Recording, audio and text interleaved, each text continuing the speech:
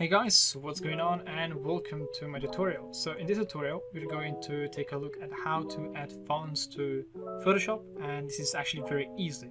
So all you have to do is select the text in Photoshop and obviously go on the and try to find it. However, you cannot find since you don't have it. So how do you get a new one? You open the Google and you type in the font or any other font website that you can download fonts from. So that font is by far the biggest. And then let's go into Gothic section, check medieval, or you can just search a very particular font right here in the search bar.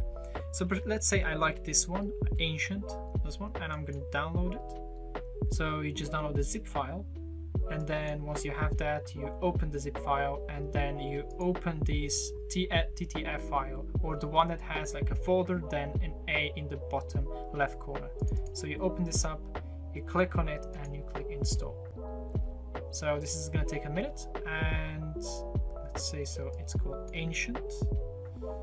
Alright, and then if I try to find it here, it should be ancient. There we go. And now it's in ancient style.